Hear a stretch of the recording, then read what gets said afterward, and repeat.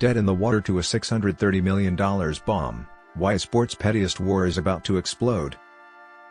Doused in champagne, arms aloft, and suddenly $8 million, 12.5 million Australian dollars, richer. Pat Perez couldn't hide his smugness if he tried on Sunday.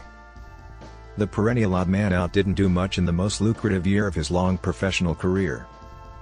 With his career cooling down after years of irrelevance on the PGA Tour, the 46-year-old joined a rebel circuit, played 21 rounds of golf, poorly for the most part, and still earned the biggest payday of his life.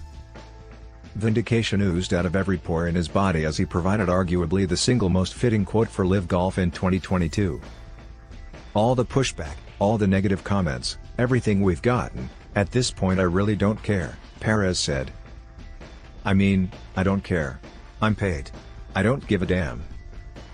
Perez, being one of golf's biggest earners this year, might seem like a giant middle finger to more than a century's worth of players who had to learn the value of hard graft.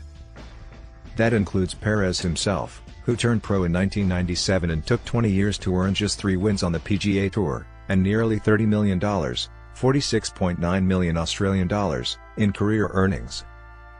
In the space of less than 5 months, he earned nearly a third of that, while $4 million, 6.25 million Australian dollars, alone was won playing just 1 round in Florida on Sunday.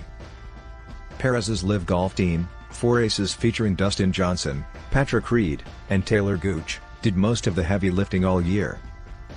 4 aces won 4 events during the regular season. Perez finished outside of the top 30 in 5 of 7 tournaments, and didn't finish higher than 16th, and then the $16 million top prize at the team championship.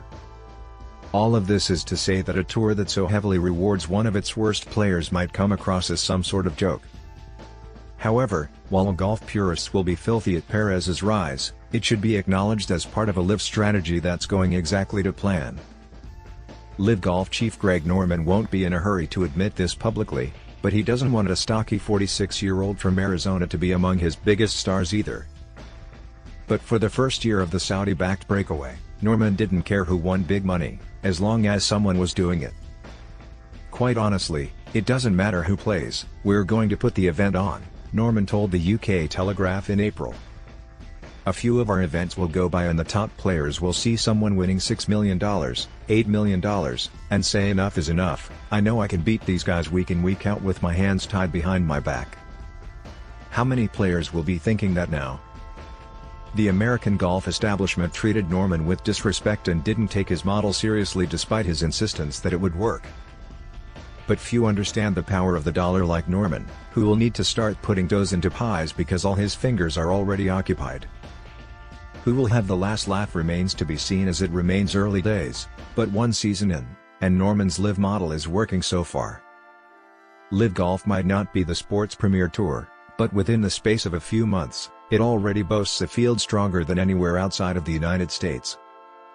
Crazy to think now that in February the controversial breakaway, accused of being a sports-washing tool for Saudi Arabia, looked dead on arrival following a PR nightmare brought on by star recruit Phil Mickelson. The 6-time major winner was exposed by author Alan Shipnuck for acknowledging Saudi Arabia's appalling human rights record, but saying he wants to join LIV Golf anyway for leverage against the PGA Tour.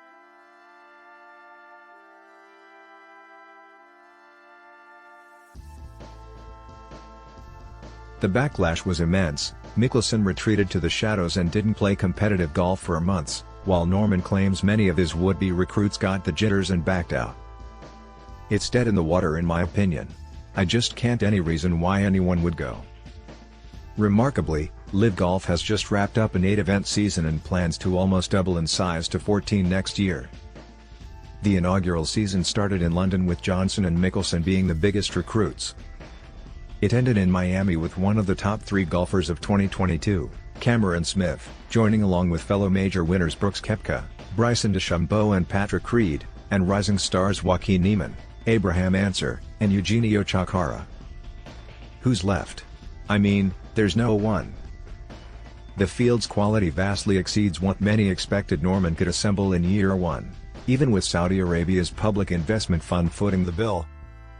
As for the golf itself, there has been some genuinely thrilling encounters that showed why this can be more than just a cash grab for players.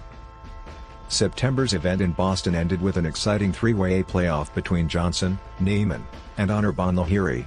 The chaotic ending, which also saw Smith and Lee Westwood go close to reaching the playoff, felt like a PGA Tour event insofar as genuine stars were competing for a massive payday late on a Sunday. The team championship was also absorbing in the way it combined match play, stroke play, singles and pairs in an exciting format. Among the highlights was Smith draining a clutch putt on the 18th hole to down Phil Mickelson and his High Flyers GC to stay alive in the championship. Smith and Punch GC went on to finish second and collect $12 million despite being seeded 11th out of 12 teams.